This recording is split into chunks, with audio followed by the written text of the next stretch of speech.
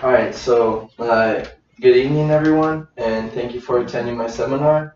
Uh, this essay or this speech is going to be about is it ethical to eat meat? So, eating and preparing food is questionably the human race's most social, time consuming daily task. The concern over our planet derives from one fundamental question about our daily intake of meat, and that is it ethical to eat meat? It's not vegetarian, it's meat free. So I'll be going over a couple of topics such as deforestation, water consumption, global warming, and diseases associated with eating meats. So the first is deforestation. As of right now, I have a picture right here that is of the Amazon that you can clearly see. 17% of the Amazon right now has been a result of deforestation, and that's due to agriculture. So, according to National Geographic, the biggest result of deforestation is agriculture. Um, 24% of the world's gas emissions are now from agriculture, and now that tops cars, ships, tanks, and everything else that you can think of.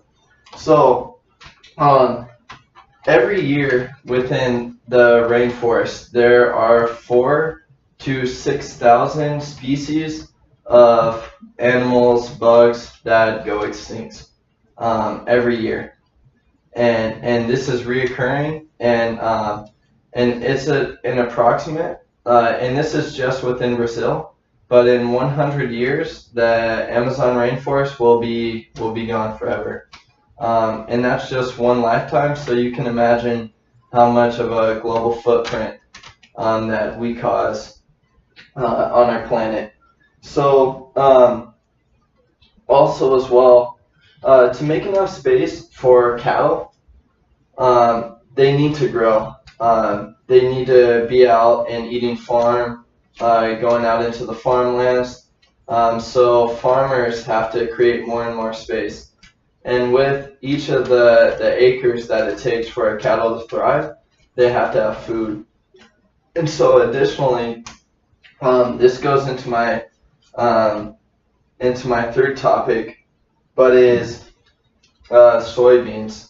So the cattle have to have crops, and they have to eat. And so the biggest way to feed cattle is through crops, and crops make up the majority of the deforestation. So going into my second point is water consumption. As we all know, the world is comprised of only 1% fresh water. The other 99% is salt water, which means that we can't drink it unless we take the necessary steps to make it into fresh water. So with that 1%, 70% of cattle take up the 1% of water in the world. So if you can imagine, by 2050, we should have a world water shortage. For an example, this one piece of meat is probably 4 or 5 kilos, and one piece of meat is equivalent to a 10-minute shower of water that it takes for that animal to drink to produce that 1 kilo of meat. So one shower is equivalent to 180 liters of water, and the 1 kilogram is equivalent to 55 showers. So as you can imagine, the math really equates. It's a lot of water that is required for an animal to produce a meat. So going on, global warming.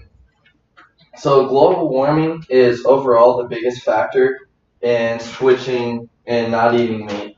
One of the big factors is that 24% of the world as I stated before, the emissions now come from agriculture. And so we can tend away from electric cars and cars that are powered by gas. Now, while these are important, with 1/4 of the world um, concentrated in emissions, we have to focus on what are causing those emissions and how to stop them. So global warming is a real thing. Um, every scientist will agree, and in almost every country is fighting the global warming crisis. So one thing to fight this is that deforestation. Whenever a tree is cut down, the carbon that is within the tree is released back into the atmosphere. This can happen also by fires, volcanoes, natural disasters, but more of a global footprint is caused by humans. And with that carbon being back released into the atmosphere, that allows more sunlight back into the planet, heats it up, and in turn causes more of catastrophic hurricanes like we've seen Katrina, we've seen all these recent earthquakes and hurricanes that are more powerful than in the past. And last is going to be diseases associated with meats. So another thing is you can see the cattle in these pictures. There's pigs and chickens that are all in cages. They live their whole lives like this, most of them. Now, while there are free farm chickens, cattle, which is good, you still don't want to have these kind of conditions. Animals should have their space anyways, and depending on the country, while one country may cherish dogs and not eat dogs, another country may eat dogs or cattle or beef the same way. Like India won't eat cattle, but here in Brazil, we love cattle. So it just depends which country you're from. But with these animals in cramped conditions, you can see that um, these animals would carry a lot of diseases such as swine flu, and then you have the bird flu, and it seems like every couple of years there's another kind of disease coming out. So there are over 2 billion disease-related hospital visits every year, and that all comes from meat. So the more meat that you eat, the more chances are that you're going to have to make a hospital visit. And if you take that in turn of people to the population of the world, that's about like 1/4 of the world goes to the hospital every year for meat-related disease. So some of the diseases that you can get from meat are cardiovascular diseases, type 2 diabetes, and even forms of cancer.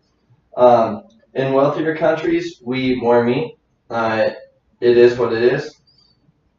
And so this can cause colon cancer, different forms of cancer. So really, what we want to do is just avoid meat in general. Meat is good, but meat can also have the biggest footprint that we've ever had. So, in conclusion, eating meat is a choice that everyone has to live with. Animal cruelty, horrific living conditions, and the need to save the human race must remain at the forefront of topic discussions. Thank you for listening. If you have any questions, I have a couple minutes, so feel free. I have a question. Yes? So I was thinking while you were talking, like if I stop eating meat, what kind of food can I eat that provides me the same nutrients and vitamins that meat provides?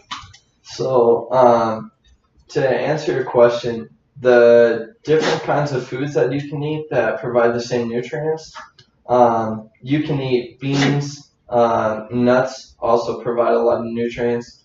Also, as well, you can have fish. So, even though fish is a meat, it's farmed differently than cattle, pigs, and chickens. Um, because most fish is free. What I mean by that is like they'll farm it in the oceans, but they won't actually farm it like on a farm in bad conditions. Does that answer your question? Yeah, thank you. Oh, I have another one. If I understand right, the main problem you said is to consume cattle and chicken, and I think can I change this for fish and seafoods? It's okay. It's contribute. Yeah, I think that that seafood is a better choice in general. So you don't have to stop eating meat totally. But as a human race, ethically, we have to cut back on eating meat.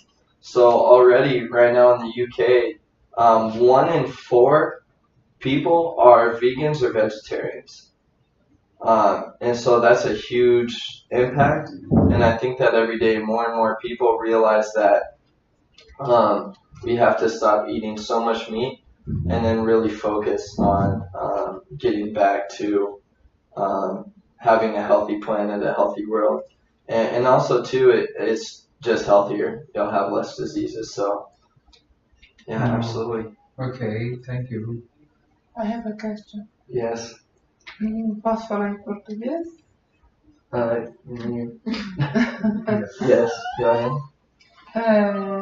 E o prazer da comida, de comer carne, eu vou sentir o mesmo prazer comendo o substitutivo? Vou sentir o mesmo prazer? Can she substitute? Yeah. So she's asking if she would feel the same pleasure eating other kinds of food. Like, would it taste similar to meat? Like, how can she substitute? Because there are people that really like the taste of the meat. Yeah, so with these meats and different foods, there's a lot that you can do. And there's tons of recipes online and in person. There are places that you can go to, vegan restaurants, restaurants that just specialize in not eating the red dairy or the red meat and dairy products. Absolutely. Yeah, so I think that she can find many other different tastes that she's not used to that she would like. Ok, thank you. Well, thank you, everyone. That sums up my class. Thank you.